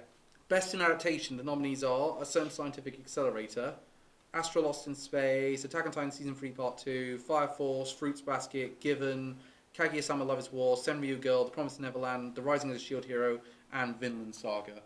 They really should have a Gundam The Origin on there. Yeah, it is an adaptation, so I kind of put that one. So yeah, I'm with you. Although here's the thing about Gundam The Origin for me, and don't take this the wrong way because I like Gundam The Origin. It's really good. I feel a bit cynical about it because I think get a sense of they had nothing for the 40th anniversary, so they just re-released an OVA and just put it in series format. That to me, I feel a bit cynical in that sense. Well, they did the same thing with Unicorn, don't forget. Yeah, I know they did the same thing with Unicorn, but it just feels like for the 40th anniversary, it does feel a bit cheap. Unicorn and Vision of Dundee. Well, Charles, arguably one of the most famous characters of the series, so... Yeah, no, for 40 years, they brought him back. They could have done a lot worse for the 40th anniversary. So, but yeah, that's the. I've said as a minor complaint. It's nothing. Okay, let's go. I'm gonna go for that one. I'm probably gonna go with Promised Neverland. I'm probably going to go with Shield Hero. I'm surprised Dr. Stone's not nominated. Yeah, that's surprising. Yeah. I'm at the minute. I'm thinking of this as an adaptation, and the only couple of them have actually read the source material. I've not seen any of the source materials. I've only read for the source material. I've only read Promised Neverland. I've read a bit of Promised Neverland. Oh, actually, no, I've seen Attack on Titan Season 3. I've read a bit of Attack on Titan. I've read a bit of Promised Neverland. I've read. I'll say actually, Attack on Titan Season 3 Part 2 made me get back interested in Attack on Titan. I read. So I'd say that. I've also read Kaguya-sama Love is War, which is one of the reasons I'm thinking of voting for it because I think the anime actually is an improvement over its manga. I've read that. Yeah, no, seriously. I'm so happy it's getting season 2. Honestly, the season 2 is great because it gives me an excuse not to read anymore. But Well, Shield Hero cuts out a lot from the source material. I think I'm either gonna vote Astra, Fruits Basket, or Kaguya-sama. At this point, best in animation effects and sequences. We got Attack on Titan Season 3. Why is Part 2. Boogie Pop in there? Let's move. Animation was actually pretty good. Attack on Titan Season 3 Part 2. But this is a foregone conclusion because we all know what the Attack on answer Titan is. 3 Part 2, Boogie Pop and Others, Demon Slayer, Doro, Fire Force, Lord El Malloy, Case Files, Psychopaths, Mob Psychos, 100 Season 2. I'm getting mixed up with the show's debuting in a couple of days. Sarazan. Mine. That's We the were last- completely shit with that one. That's the last time we get to do that. This because No, it's not. Vinland Saga. And that's it. That's it. I thought it was really surprising there's no accelerator. Yeah, no, Because that had amazing. yeah. That's pretty good I'm animation. surprised Lord Almaloy is on there. And No, Lord El Malloy was Oh, good no, animation. it had great animation. No. I mean, in comparison to something like a show like, I know it's not actually still I'm the quality of the surprised. show, but the I'm animation. kind of. I think. How are you guys going to vote in this one? I'm Mob Psycho. Has Demon Slayer or Mob Psycho. Well, I'm going to rise and complain that Gundam The Origin's not on there. yeah, but that. Yeah, but what? That's not. So you can't vote for it. Can I just say, I think that's a bit unfair because Gundam would have been an OVA. It would have had more time to do its animation than the others. I feel like these were better given. It's better to have these in the category than themselves. But yeah, no, fair play. It has to be. Psycho. Fire Force is pretty good, but I think I'm between Demon No, Slayer. God no! It has too many dips in animation. But when it's good, it's really good. I think. Yeah, the Yeah, fire but animation is some of the best in anime. I'll say that much. Yeah, But that at the doesn't minute, justify the no. lapses, though. My vote at this point is either going to be Demon Slayer or Mob Psycho It's gotta 100. be Mob Psycho. Yeah, well. Best in character design nominees are Astra Lost in Space, Carol and Tuesday, Demon Slayer, Dr. Stone, Fruits Basket, How Heavy Are the Dumbbells You Lift, Kaguya-sama Love is War, Lord El Malloy, Magical Girls, Spec Ops, Asuka, Mob Psycho 100 Season 2, and No Maidens in Your Savage Season. Demon Slayer or Dr. Stone for me. I'll be honest. Either Doctor Stone or Lord Elmaloy. I do like the character design in Lord Elmaloy. What about you? I Reece? What like do you it. think? I'm thinking Demon Slayer or Doctor Stone. Lord Elmaloy just reuses the whole saber. See, But at the same time, I do still like the character No, design. they are. See, I'm good. completely different. I'm seeing either Astra Lost in Space or Carol and Tuesday. I think those two. I think Astro Lost in Space is very high up there for me. Yeah. I'm surprised you're not big on Carol and Tuesday's character design. Yeah, it's just mostly character designs for like the side cast where they look interesting, like the mermaids. Yeah. I will admit some of the faces with Doctor Stone are a bit weird. Let's talk about best in ensemble cast. So we got Astra Lost in Space, Attack on Titan season 3 part 2, How many categories? Boogie Pop and others. We got time, man. Yeah. Bongo Stray Dogs season 3, Fruits Basket, Hitarabochi, Kaguya-sama, Omens in Your Savage Season, The Promised Neverland, The Quintessential Quintuplets, and Wasteful Days of a High School Yeah, Girls. I saw that one. I was like, what? Hang on, no shield hero. Yeah, I'm annoyed Yeah, by no that as shit. well. Yeah, that's bullshit. And Fuck. no Carol and Tuesday either. That's really annoying considering how good the ensemble No cast is. Given either. No Given, yeah, no, that's a weird category. Incidentally, out of all these, which one are you guys going for at this point? Probably Promised Neverland. Either Attack on Titan or Promised Neverland. I'm choosing at the minute between Fruits Basket and Astra Lost in Space. Hitori Bochi or Astra, but depending on whether or not I like it, because I'm sure, like based on what you guys have said, it probably is one. Best in Sceneries and Visuals. Nominees are Astra Lost in Space, Carol and Tuesday, Demon Slayer, Dororo, Doctor Stone, Fruits Basket, Kaguya-sama Love is War, Lord Elmaloy, The Second Case Files, Magical Girl Spec Ops, Oscar, Sarazanmai, and Vinland Saga. How are you guys voting in that one? What was the best? Sceneries and scenery. Visuals. Either So like the background art and either that shit. Vinland Saga or Astro Lost in Space. Yeah, I'm going to Astra. I'm going to go Carol and Tuesday, I think, actually. I really like the background animation in that one. Lord Elmaloy's had some really good ones. Yeah, That's some good ones. I kind of wish Mob wasn't nominated. I kind of wish Mob Psycho 100 was nominated in this one. Yeah. Best in Soundtrack. The nominees are Astra Lost in Space, Attack on Titan Season 3 Part 2, Boogie Pop and Others, Carol and Tuesday, Demon Slayer, Fairy Gone, Given, Konohata Tamare, Sarazanmai, The Promised Neverland, The Rising of the Shield Hero, and Vinland Saga. Now, it doesn't matter how we vote in this one. This really is a match between Carol and Tuesday and Given. I'm gonna have to give it to Yeah. Given. You're going Yeah. Given? I'll go Given. What are you thinking, Ren? Well, I've only seen Given, but I'm sure Karen Tuesday is probably equally good. No, Carol and Tuesday is hands down the winner for me in this one. The Carol and Tuesday soundtrack is amazing. Yeah, one of which I'm not happy with is No Accelerator. Yeah, no Accelerator. That has an amazing soundtrack. That's a really good soundtrack. Yeah. Same with Gundam The Origin. That's actually one I really wish Gundam The Origin was nominated in. I think the soundtrack is really good. I probably would have taken out Fairy Gone for this one and then replaced that with, because I don't think that was very good. I also probably would have taken out Boogie Pop and Others. That's not really a very good soundtrack. Yeah. Apart from the Myth and Royd opening. Even then, there's not. Best original anime. Only 2 nominees at this point. Carol and Tuesday and Sarazanmai. Because of what I've heard from you, I'm gonna go with Karen Tuesday. I'm going to go with Karen Tuesday as well. Yeah, I'll go Carol Tuesday. Carol and Tuesday, but it's a match. It's a weird. I think it's a match between Watanabe and Kazumoto Eat. Yeah. It's basically the creator of Utena versus the creator of Cowboy Bebop. Yeah. Best opening theme song we got again from Fruits Basket 2019 by Beverly. I think that's the first one. Doro from Doro, which is the second OP. Inferno. Why not? It's just funny how the second one's called Dororo. Yeah, why not the first why one? not the first OP though? Who doesn't love Give Me I Fire? love the first one. Light it up, a baby. So What good am now, I say saying? You just can't not do it. Inferno from Fire Force, which I really liked. It's a pretty good one. Kakuo and Kamaru from Domestic Girlfriend. In all fairness, it doesn't have a pretty dope OP. Kizuto from Given. That's a really good one. Love Dramatic from Kaguya-sama Love is War. Yeah, That's a consideration. Mukayanyo from Vinland Saga. That's really good. The Ultimate Yo from Omens in Your Savage Season, which actually was a pretty good one, I think. Setsuno no Ai from Bungo Stray Dogs Season 3. Shadowgraph from Boogie Pop and Others, which I liked. That was a good one. Touch Off from The Promised Neverland. And Wonderful Wonder from Ao-chan Can't Study. No Rise of the Shield Hero. Yep, just going to say that. It can come back again in second chance, but I'm actually kind of annoyed. To tell you what I'm annoyed is not there. Sarazanmai. Yeah. Yeah, to be fair. Sarazanmai is a really great OP. I will say at the minute, I think my vote is Inferno. but- Wait, no Mob Psycho 100? Yeah, I know. What the hell? What? No one's Psycho. At the minute, I think my ridiculous. vote. I think with unless one of those Who come, doesn't like 99.9? Come unless on. some of those come back, I think my vote's going to be Inferno from Fire Force. What about you guys? Dororo and Touch Off from Promised Neverland. Yeah, I'm going to Promise Neverland or Vinland Saga. Yeah. I- Or for me, Touch Off or Kaguya-sama. Yeah, Dororo or Kaguya-sama. Just because I remember waking up one morning. Love is war, love is war, love is war.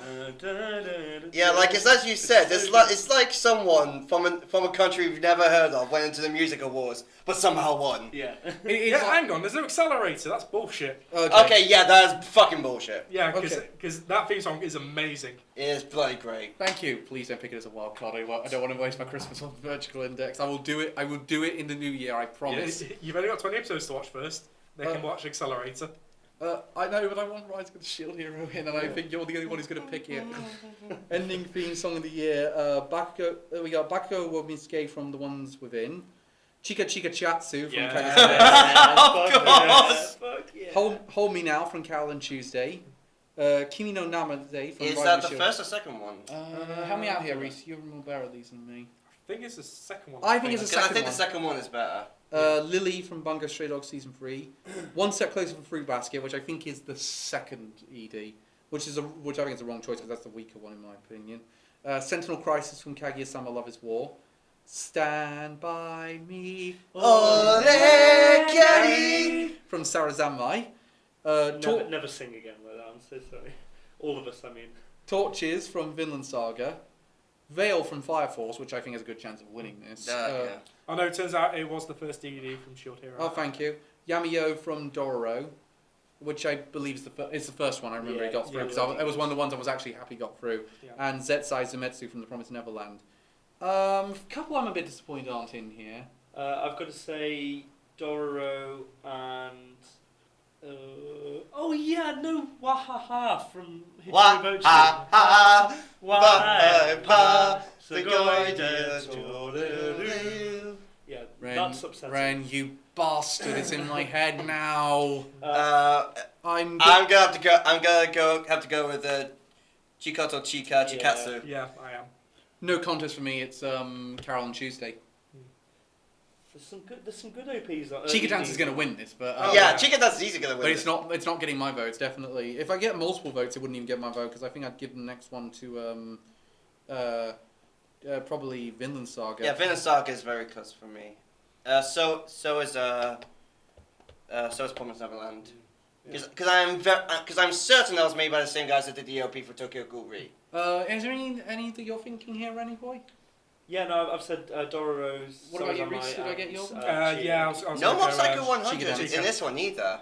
Okay, well, Yeah. Mob's got a chance here now because we're going to the genre categories. Yeah. So, Best Action or Adventure, we got Astro Lost in Space, Attack on Titan Season 3 Part 2, Bungo Stray Dogs Season 3, Demon Slayer, Dororo, Dr. Stone, Fire Force, Mob Psycho 100 Season 2, One Punch Next one. One Punch Man Season 2, Nope. No way, no fucking way. Sarazanmai, The Rising of the Shield Hero, and Vinland Saga. That is tough. Oh, this is the toughest. I really category. hope you get 4 votes in that one. Yeah, oh god. Demon Slayer, it's either Demon Slayer, Astro Lost in Space,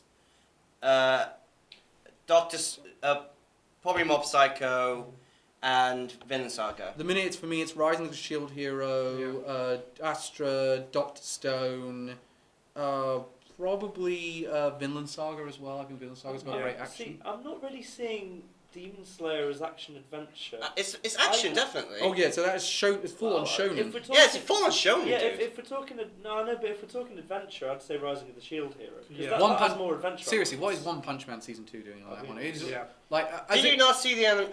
Seriously, fucking hell. like that is one of the worst tournament arcs in a shonen I've ever seen. In my Yeah, life. like, really looking back, I just thought, I really did not like that. Like it's not like why have you put Saitama in a tournament arc? That's the worst idea. Cause Yeah, I think Ren said during that vlog that in the manga it makes sense. Yeah, in the manga it actually does make sense. Which actually makes me want me to just Anything want to in give up on manga- the anime and read the manga. Manga now. is like 100 times better than the Yeah, anime. Seriously. I have the Shonen Jump app, so I'll just be able to read it from that. So here is seriously, JT Saf, give it to someone else. Yeah. What about you, Reese? Is there anything you want to add to that one before we move on? Suppose disappointing the Accelerator and Gundam aren't in it. They'll probably come up under sci-fi. Yeah, they're not really much action adventure. Yeah. Okay, let's do a comedy. Ao-chan Can't Study, Fruits Basket, How Heavy Are the Dumbbells You Lift, Isekai Quartet, Kaguya-sama Lover's War, Teasing Taki-san Season 2... Why is Magical Senpai on that? That's what... That's not funny, it's fucking shit! Means in Your Savage Season wasn't that funny. One Punch Man Season 2 wasn't that funny. Apart from the animation. We never learned... Because it's funny how bad it was. Wasn't that funny. Kaguya-sama, no contest. Oh, I'm quite torn between Isekai Quartet. Yeah, I've got to say. I'm quite torn between Isekai Quartet and Kaguya-sama Lover's War, and I'm also quite torn with Fruits Basket. I found it. I'm sorry, I found it really funny. It was pretty damn funny. Kyo was fucking hilarious. I got more laughs of it than How Heavy the Dumbbells You Lift. Yeah. And incidentally, if I'm in a category where I say that's the fourth best option, you know you fucked up with this category. Yeah. Drama anime of the year. We got Attack on Titan Season 3 Part 2, Carol and Tuesday, Domestic Girlfriend. No. Ew. Fruits Basket, Konoha Tamare, The Sounds of Life, Means in Your Savage Season, The Promised Neverland, and Vinland Saga. No Given. Promised Neverland. Why is Given not in there? I know, I'm pissed off with that one. Yeah. Yeah, that one was the best one. Incidentally, It beats all these. I'd rather have it than Attack on Titan, because Attack on Titan, as good as it is, it's not it's not really... a drama per Yeah, se. there's dramatic moments, but it's And not Domestic awful. Girlfriend. Ew. Yeah. Yeah, fuck off. Incidentally, I've down to 3 of these for this category, because I got Carol and Tuesday, Fruits Basket, and Vinland Saga for me. For me, probably Fruits Basket, Promised Neverland, and Vinland Saga. I'm going to Promise Neverland, Vinland Saga, and Carol on Tuesday. Yeah, Fruits Basket or Promised Neverland. And I'm glad for once I'm not the only one seeing Fruits Basket in the Hey, category. it is good. This would be where Accelerator is. No, Fantasy, it's not, because it would have been first. Fantasy or Magical Anime, because they're in alphabetical order. Yeah. Fantasy or Magical Anime of the year, we've got Alphabeta from Commonplace to the World's Strongest. I don't even remember that one. I don't think I watched that one. I think I watched 3 episodes. Then I think it was like an edgy isekai for the edgy edgelords. Ren, help me out here, I have no idea. I didn't watch it. Attack on Titan Season 3 Part 2, Danmachi Season 2. If it's for my daughter, I'd even defeat a Demon Lord. Ew. No. Incidentally, it doesn't go Usagi drop in the anime, but I know in the light novels it does. Just what the fuck is wrong with you, ew. Japan? Lord El Malloy's Case Files. No Milf Sakai! Yeah. Milf Sakai! Milf Sakai! Milf Sakai! Milf. The ones within the Rising of the Shield Hero and the Rising of the Shield Hero. Oh, this Rising is of the Shield Hero. Shield Hero. But it really needs Accelerator on that. Yeah, I agree. Yeah, why? I'm surprised Accelerator. You'll be happy now. Yeah. Mecha or sci-fi anime of the year. It's under sci-fi. A certain scientific accelerator. Yep. Astra Lost in Space. Copcraft, aka Bright but done right. Data Live 3 and Dr. Stone. Where the fuck is Gundam? Yeah, I was going to say. Like, That is actually... That is bullshit. Reese, I hate to inform you, but I've looked ahead. Don't get your hopes up. That is bullshit. I know. Well, It was literally the mecha show of the year. incidentally, your vote's obviously a scientific accelerator. Yeah. What about you, Elliot, in this one? You must have a hard time with It's this gotta be Dr. Stone, but it's very close with Astra Lost in Space. one. At the minute, for me, it's Astra. I can only say Dr. Stone because I haven't seen Astra. You're going to watch it, though, because it's obviously one of Yes, the yeah. Music Anime of the Year. This is a two-way race, but let's give it all the race. Bang Dream, second season. How is that still a thing? Carol and Tuesday. Forest of Piano, second season. Given. Konoha Tamare, The Sounds of Life. Did anyone actually watch? No one's watched that one. Netflix hasn't released it yet. No, Given. Yeah, I'll go Given. Given Carol and Tuesday. Carol and Tuesday. Easy for me. I know you guys love Given, but Carol and Tuesday I think is just so much better. Mystery Psychological. We got Astro Lost in Space, Bungo Stray Dogs Season 3, Lord El Malloy's Case Files, and The Promised Neverland. Promised Neverland. See, there's a weird thing for me. For the mystery aspect, I prefer Astro Lost in Space. Yeah. For the psychological aspect, I prefer Promised Neverland. Promised Neverland. Yeah. It's gotta be. Promised Neverland. I'm torn between those two. I'm really happy to get 2 votes because then I Yeah. can then pick both of those. Because both of those. Considering how few there is, I would be surprised if you did. Yeah. Romance Anime of the Year. Nominees are Ao-chan Can't Study, Fruits Basket, Given, Kaguya-sama Love is War, Teasing Taki-san Season 2, seriously, Amazing Savage Season, Senryu Girl, Quintessential Quintuplets, and We Never Learn. Given fruits. All I can say, thank God the Mr. Girlfriend's not in there. Yes, Yeah. that we dodged a bullet there. Even though I do think Kaguya-sama is a better anime, I'm gonna give it mine's gonna be Given because I think the romance in that is really good. I'm torn between Kaguya-sama and Fruit Basket, but I think Fruit Basket if it came down I'm to it. given fruits basket again. Okay. Slice of Life anime of the I year. already know where my vote is. Here. I think I know what mine is. We got Ao-chan Can't Study, Hitarabochi, How Heavy Are the Dumbbells She Lift. It was for my daughter, I'd even defeat a Demon Lord. Ew. Ew. Kaguya, oh, for fuck's sake. So, Yeah. 3 that we don't like. Teasing Taki-san, Magical Senpai, My Roommate is a Cat, Means in Your Savage Season, Senryu Girl, The Demon Next Door, Health Pot Senku-san, and Wasteful Days of High School Girls. No Kaguya-sama? I know. Oh, yeah. That's Damn. annoying. What the fuck? Hitoribochi. Hitoribochi. Yeah, it's all about you. If I get 2 votes, it'll be Hitarabochi and My Roommate is a Cat, but if I get 1 vote, My Roommate is a Cat. Really? Yeah, you know, I think if I think of I know there's a lot of reasons, but I think out of all of these, I think I got more of the warm fuzzies I like from a Slice of Life series from My Roommate is a Cat. Plus, Haru is cute. Haru's adorable. You gotta love Haru. Love that. These must be his minions. Sports. But that said though, Senko-san was really good. Well, I think I was the only one who watched it. Yeah, Senryu Girl's really good as well. Sports anime of the year. This is only going to get better with this season. Yes. Haven't seen either of these. How Heavy Are the Dumbbells You Lift and Mix. I mean, if it was between those two, I'd vote Mix, but I don't really like Mix, so... Oh, wasn't there that baseball one that came out last That year? was Mix. Oh, was that Mix? That was Mix. It was the follow-on from, what was that?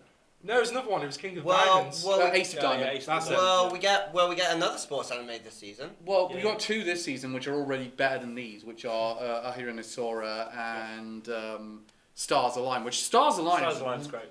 really good. Like, seriously, I've not done the 3rd episode yet, but the first 2 are seriously good. Like, I'll say at the minute Mix, but I'm probably going to vote Stars Align when that inevitably gets nominated. Yeah. Supernatural Anime of the Year, the nominees are A Certain Scientific Accelerator, Bungo Stray Dogs Season 3, Demon Slayer, Dororo, Fire Force, Lord Elmaloy's Case Files, and Most Like 100 Season 2. This is the last category. Probably incidentally. from a supernatural standpoint, Mob Psycho. I'm going to give it to Demon Slayer. Yeah, I'm going to Demon Slayer for At the Supernatural. risk of, Really? Yeah. Mob, it's not... It has supernatural elements, but I wouldn't say it's a supernatural show. It has people with psychic powers. I'm gonna go Demon Slayer as well, but I will say if I get 2 votes, It is very close between the two. I'm surprised you didn't say Scientific Accelerator in that one. Well, it's not really that much supernatural. There's magic in it. It's versus more technology. It's more sci-fi. Yeah. Just to prove that Reese is genuinely objective, that he didn't vote. Yeah. So, what overall? How do we feel about this? Because this is the last time we get to talk about it, probably until the new year. It hasn't pissed me off as much as the other seasons have. Well, it pissed me off because there's not enough Gundam on there. There's no Gundam on there. It has a chance in the second chance categories. It might come back. Better come back. I mean, incidentally, we've got rid of the cash-in card. Reese has decided to take a second wild card, so we're going to have 9 nominees for Anime of the Year this year. Just so that you can get Shield Hero on the list, because Pretty Reese wasn't much, going to use it. Yeah, I mean... No, come on. I think Shield Hero definitely deserves to be Yeah, on. Also, to be fair, otherwise there's no real point to winning anime fights unless we get a real advantage by the end of the year. Yeah.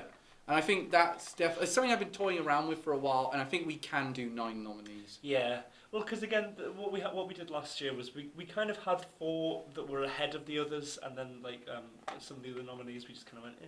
But I think actually, what's the word? It suits our needs. Yeah, it supersedes any kind of, well, we want this to be there, but we can't because of the process kind of thing. So it's like a veto, really. So incidentally, how are you got? So wait, what are wild cards at the minute then? Would you say? At the minute, my wild cards at the minute are Carol and Tuesday, the Fruits Basket, and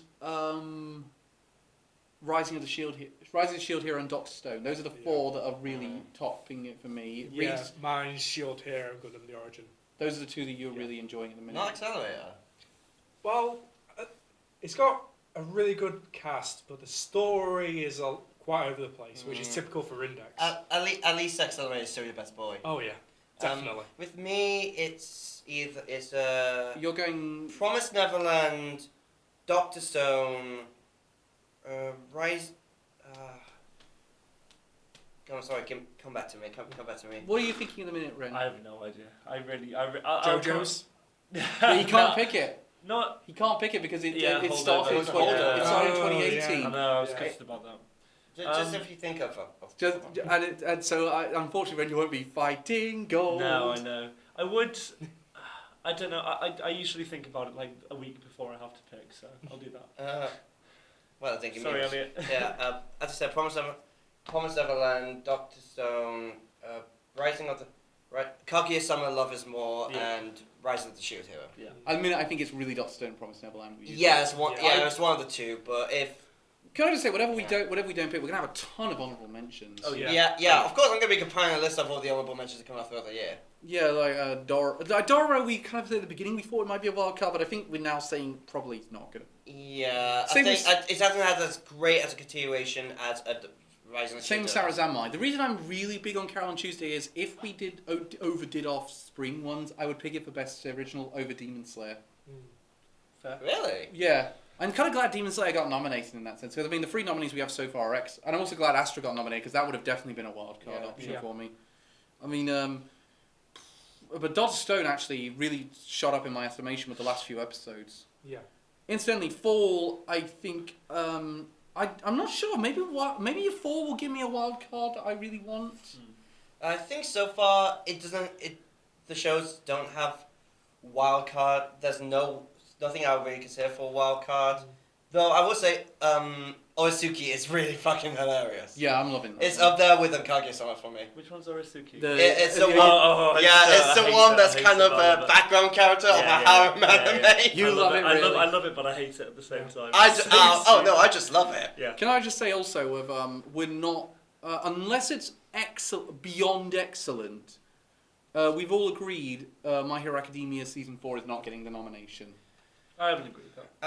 I haven't agreed. I feel like if it's better than everything else, it should win. Yeah. It's also a bit dumb. I'm saying because we're Though at the same time, you never know, because Food Wars is out as well. So we're back next month. We're going to be doing another versus match, and it's going to be a versus match between 2 shows with pink-haired female protagonists that had really great stars, but kind of dipped during the end. So Midoi, Nikki, and Darling in the Franxx. yeah, yeah, that's a good comparison.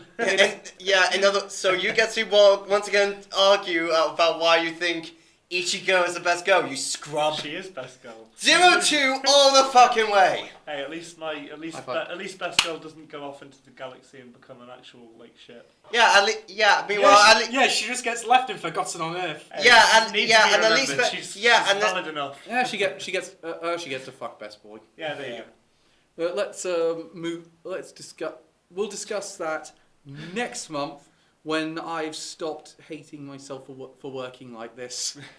Oh come on, you have fun with this. Oh, and also since we're probably, if we do it at the end of the month, and Pokemon Sword and Shield will be out, so we might have our early thoughts on Pokemon Sword and Shield. Woo! You. So if we could drag ourselves away from Pokemon Sword and Shield to watch some anime, we will see you next time. Bye. Bye. See ya. King's Game! King's Game!